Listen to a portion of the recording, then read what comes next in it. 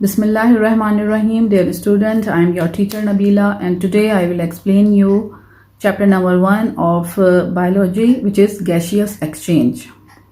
In this chapter you will study gaseous exchange in animals, gaseous exchange in plant, then man. ये जो air पैसेजवेज और lungs जो हैं वो मैन से ही रिलेटेड होंगे, ब्रीदिंग मैकेनिज्म भी मैन से ही रिलेटेड होगा। इसके अलावा रेस्पिरेटरी सिस्टम में जो डिसऑर्डर मौजूद होते हैं जिसमें एस्थमा, ब्रोंकाइटिस, नमूनिया और लंग कैंसर शामिल है, वो स्टडी किया जाएगा। सबसे आखिर में इफेक्ट ऑफ स्मोकिंग है। पहला टॉपिक है इसका इंट्रोडक्शन दिया गया है कि गैसियस एक्सचेंज जो के लिए जो दो मेन प्रोसीजर हैं। सबसे पहला वाला जो है वो है रेस्पिरेशन और दूसरा जो है वो है प्रोसेस है फोटोसिंथेसिस का। रेस्पिरेशन का जो प्रोसीजर है वो प्लांट और एनिमल दोनों में होता है, और जो फोटोट्रॉप्स हैं, यानी फोटोट्रॉप्स का मतलब प्लांट जो अपनी जो फूड है या अपनी जो ग़िज़ा बनाने का जो इनका प्रोसीजर है वो ऑटोमेटिकली करते हैं, तो इस वजह से ये फोटोट्रॉप्स कहलाते हैं। फोटो मीन्स इन लाइट, तो ये लाइट में सनलाइट की मौजूदगी में ये फोटोसिंथेसिस का प्रोसीजर होता है। तो इस प्रोसीजर के दौरान भी जो हैं गैसेस एक्सचेंज होती हैं। तो मेन टॉपिक जो हैं आप ये दोनों ही स्टडी करने वाले हैं। प्लांट में जब हम पढ़ेंगे तो हम रेस्पिरेशन और फोटोसिंथेसिस दोनों को डिस्कस करेंगे, और जो नेक्स्ट जो आपका आएगा उसमें पूरा ह्यूमन बीइंग के रेस्पिरेटरी सिस्टम को स्टडी किया जाएगा, और मेनली उसमें रेस्पिरेशन को ही स्टडी किया जाएगा। जैसे आपको ऊपर बता दिया गया है कि जो प्लांट हैं वो एक्सचेंज करते हैं गैसेस दो तरह के प्रोसीजर्स में। नंबर 1 इज फोटोसिंथेसिस और दूसरा है रेस्पिरेशन। सबसे पहले यहाँ पर फोटोसिंथेसिस को डिस्कस किया गया है। फोटोसिंथेसिस का जो प्रोसीजर है इसमें प्लांट कार्बन डाइऑक्साइड को टेक इन करते हैं, यानी स्टोमेटा के जरिए इनमें कार्बन डाइऑक्साइड जो है वो इनके लीव्स में एंटर हो जाती है, और ये ऑक्सीजन को उसी जगह से यानी स्टोमेटा के जरिए ही बाहर निकाल देते हैं। इसके अलावा जो रेस्पिरेशन के अंदर ये जो प्रोसीजर है वो ये होता है कि ऑक्सीजन को वो टेक इन कर रहे होते हैं और कार्बन डाइऑक्साइड को वो गिव आउट कर रहे होते हैं एट द सेम टाइम। अब जो डे टाइम के दौरान जो मेन प्रोसीजर है ये फोटोसिंथेसिस का ही हो रहा होता है। इसमें ग्रीन प्लांट का जो पार्ट है यानी इसका लीव्स जो हैं वो फोटोसिंथेसिस के प्रोसीजर में कॉम्प्लेक्स फूड मॉलिक्यूल्स यानी कि ग्लूकोज का जो मॉलिक्यूल होता है C6H12O6 वो तैयार करते हैं। और किस तरह तैयार होता है, उसमें सिंपल मॉलिक्यूल्स, जिसमें सिंपल मॉलिक्यूल्स में कौन कौन सी चीज़ें शामिल हैं, कार्बन डाइऑक्साइड और वाटर जो है वो रूट के थ्रू, यानी रूट में उनका एक सिस्टम होता है जिसमें जाइलम जो है वो रूट से पानी को लेके जाके लीफ तक पहुंचा देते हैं। और जो कार्बन डाइऑक्साइड है वो लीफ के अंदर अल्लाह ताला ने कुछ इस तरह के पोर्स दिए हुए हैं जिनको स्टोमेटा का नाम दिया गया है, वहां से कार्बन डाइऑक्साइड लीफ के अंदर एंटर हो जाती है। अब जो ये प्रोसीजर है इसमें कार्बन डाइऑक्साइड गैस जो है वो अंदर एंटर जब होती है तो ये कार्बन और साथ ही यहाँ ऑक्सीजन जो है वो एज अ बाय प्रोडक्ट के गिवन आउट हो जाती है, यानी बाहर निकाल दी जाती है। अब रेस्पिरेशन जो है वो इसका बिल्कुल अपोजिट है, और ये जो है रेस्पिरेशन का प्रोसीजर जो है वो लिविंग सेल्स में होता है। इसका मतलब है पूरे प्लांट के सेल में ये रेस्पिरेशन का अमल होगा, जबकि ये फोटोसिंथेसिस का जो प्रोसीजर है ये सिर्फ ग्रीन पार्ट में होगा। ग्रीन पार्ट का मतलब जहां क्लोरोफिल मौजूद होगा वहां पर फोटोसिंथेसिस का प्रोसीजर हो रहा होगा, जबकि रेस्पिरेशन का जो प्रोसीजर है वो पूरे प्लांट के जो लिविंग सेल हैं, प्लांट इटसेल्फ ही एक जो प्लांट की बॉडी है वो सेल से बनी हुई होगी, तो वहां हर सेल के अंदर रेस्पिरेशन का अमल जो है प्रोसीजर हो रहा होगा।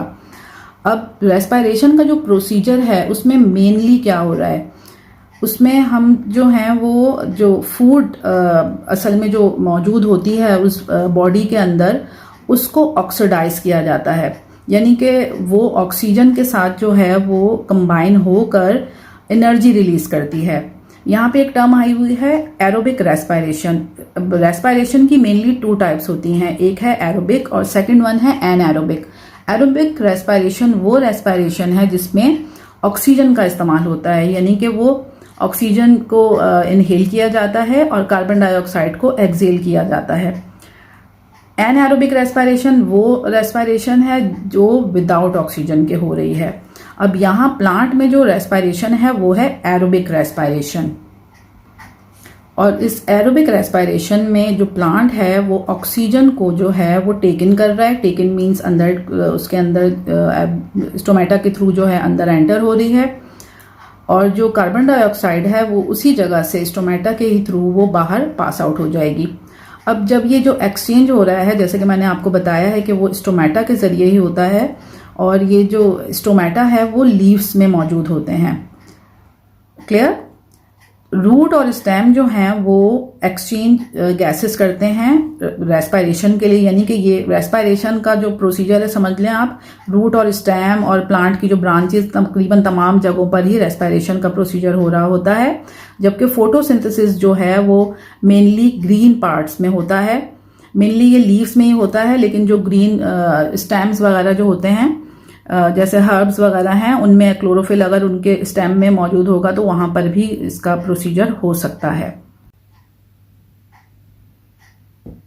अब हम देखते हैं इन दोनों प्रोसीजर का डिफरेंस, कि मेनली फोटोसिंथेसिस और रेस्पिरेशन में क्या डिफरेंस होता है। फोटोसिंथेसिस जो है वो सिर्फ ग्रीन प्लांट में होता है। रेस्पिरेशन का जो प्रोसीजर है वो प्लांट और जो एनिमल्स हैं, ह्यूमन बीइंग हैं, इन तमाम में रेस्पिरेशन का अमल होगा। इसका सबसे जो पहला पॉइंट है उसमें ये लिखा है कि एनाबॉलिक प्रोसीजर है ये, और रेस्पिरेशन जो है वो एक कैटाबॉलिक प्रोसेस है। एनाबॉलिक का मतलब है कि फोटोसिंथेसिस के दौरान जो है नया मटेरियल जो है वो सिंथेसाइज होगा, यानी कि कार्बन डाइऑक्साइड और वाटर मिलकर जो है वो ग्लूकोज का मॉलिक्यूल बनाएंगे, साथ ही ऑक्सीजन जो है वो इसमें बाहर पास आउट कर दी जाएगी। जबकि रेस्पिरेशन के अंदर जो फूड है उसका ब्रेक डाउन होगा, यानी वो ऑक्सीडाइज होगी। तो इट मीन्स ये एक कैटाबॉलिक प्रोसीजर है। इसमें मेनली मैंने आपको बता दिया, फोटोसिंथेसिस के अंदर जो है वो सिंथेसाइज फूड को किया जा रहा है फ्रॉम सिंपल इनऑर्गेनिक सब्सटेंस, और इनऑर्गेनिक सब्सटेंसेस में यहाँ पर कार्बन डाइऑक्साइड और वाटर शामिल हैं। ऑन द अदर हैंड इसमें जो है रेस्पिरेशन में जो है वो फूड का ब्रेक डाउन होगा इनटू इनऑर्गेनिक सब्सटेंसेस, यानी कि फूड का जो ब्रेक डाउन है उसमें ऑक्सीजन के साथ इसका रिएक्शन हो रहा होगा फूड का, यानी ग्लूकोज मॉलिक्यूल प्लस O2 करें आप, तो इसके बाद कार्बन डाइऑक्साइड और वाटर जो हैं वो इनऑर्गेनिक सब्सटेंसेस के तौर पर वहां पर बन जाएंगे। तीसरा इसका पॉइंट है कि इसमें लाइट एनर्जी जो है वो जरूर रिक्वायर होगी। लाइट एनर्जी का मतलब है यहाँ पर सनलाइट की मौजूदगी में ही फोटोसिंथेसिस का अमल होगा। फोटो का मतलब ही लाइट होता है, जबकि रेस्पिरेशन में हमें किसी किस्म की भी लाइट की ज़रूरत नहीं पड़ती, और ये प्रोसीजर जो है वो दिन में या रात में, मतलब 24 घंटे ये रेस्पिरेशन का जो प्रोसीजर है वो होता रहता है। फोटोसिंथेसिस जो है वो अकर्स इन प्लांट, यानी कि मेनली ये प्लांट के अंदर ही होता है, और ये जो रेस्पिरेशन का प्रोसीजर है ये तमाम लिविंग ऑर्गेनिजम्स में होता है, चाहे वो यूनिसेल्यूलर हो चाहे वो मल्टी सेल्यूलर हो। इस फोटोसिंथेसिस के प्रोसीजर में कार्बन डाइऑक्साइड गैस जो है वो मेनली इस्तेमाल होती है। रेस्पिरेशन में जो है वो ऑक्सीजन गैस जो है वो मेनली इस्तेमाल होती है। इसमें जो रिलीज किया जाता है फोटोसिंथेसिस में वो ऑक्सीजन गैस को रिलीज करेंगे, और यहां पर रेस्पिरेशन में कार्बन डाइऑक्साइड को रिलीज किया जाता है। बिल्कुल ये अपोजिट अमल हैं एक दूसरे के।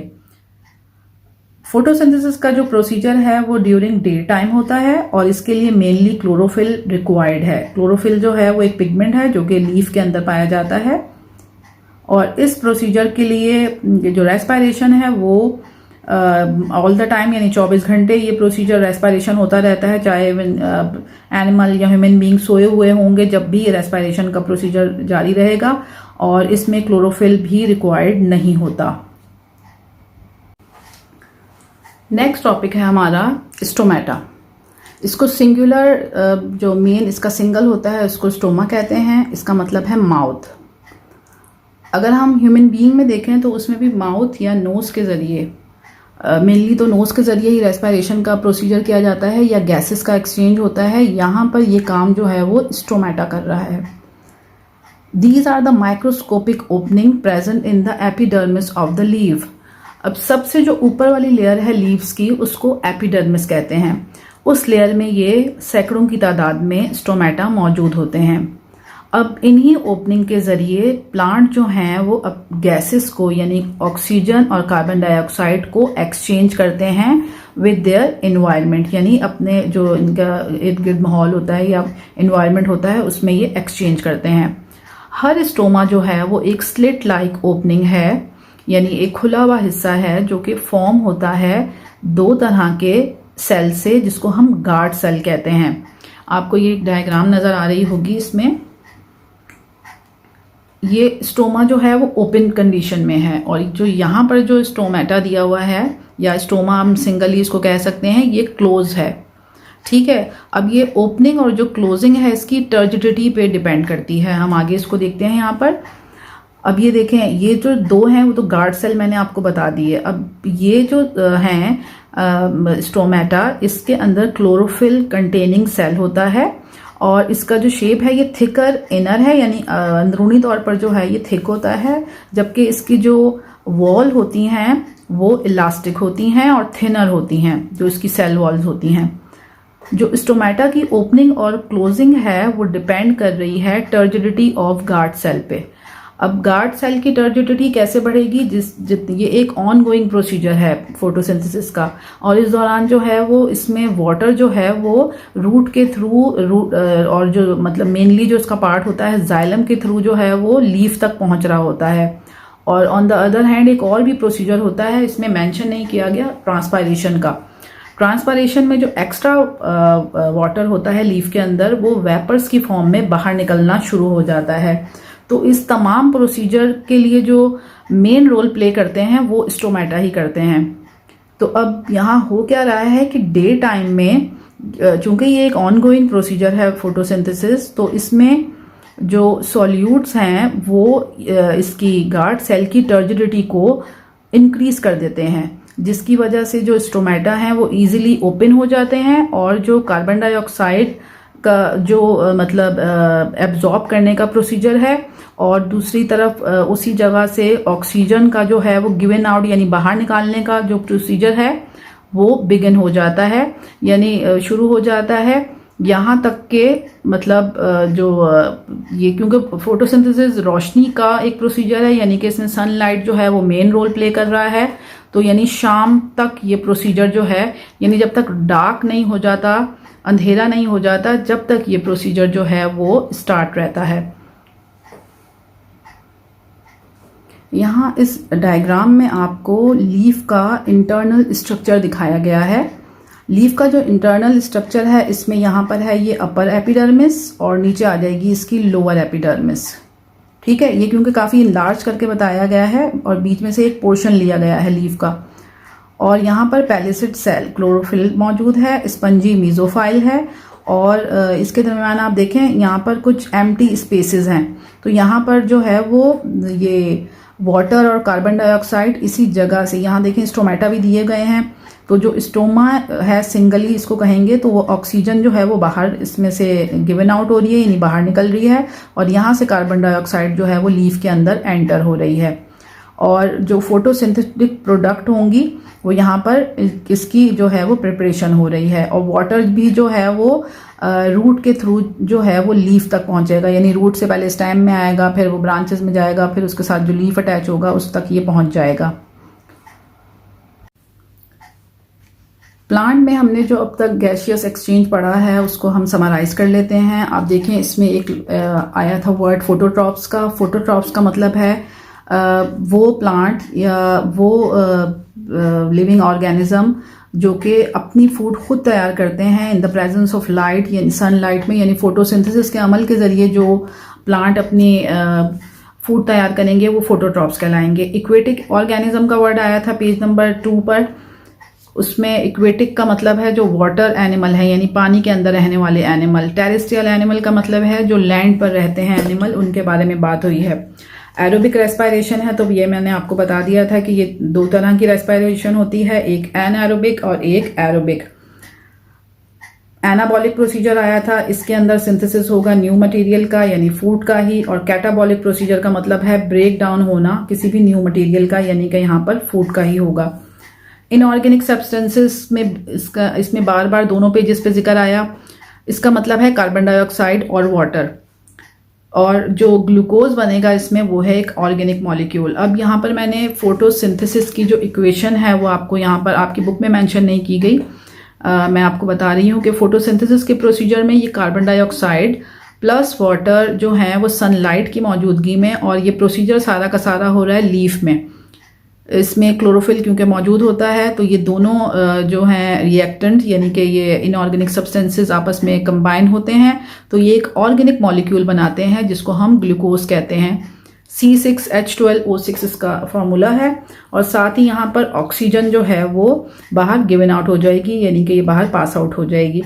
On the other hand respiration में क्या हो रहा है कि ये जो फूड है जो मैन्युफैक्चर की है, चाहे वो प्लांट ने की है, चाहे वो किसी एनिमल के अंदर मौजूद है, या मतलब हमने खुद से खाई है एनिमल या ह्यूमन बीइंग ने, तो वो जो फूड है C6H12O6 ये ऑक्सीजन के साथ कंबाइन होगी, यहाँ पर ब्रेक डाउन का अमल होगा, और इसमें जो दो चीज़ें हैं जो कि फोटोसिंथेसिस के प्रोसीजर में भी इस्तेमाल हो रही थी वो जो है यहाँ पर बाय प्रोडक्ट के तौर पर जो है वो रिलीज कर दी जाएंगी, और इसके साथ ही एक लिविंग बीइंग को जो एनर्जी की ज़रूरत होती है वो भी यहाँ पर हमें हासिल हो जाएगी। आई होप कि आपको लेक्चर जो है वो इजीली समझ आ गया होगा। नेक्स्ट वीडियो में मैं जो लंग्स का मैकेनिज्म है या रेस्पिरेटरी सिस्टम है उसको आपको एक्सप्लेन करूँगी। अल्लाह हाफिज़।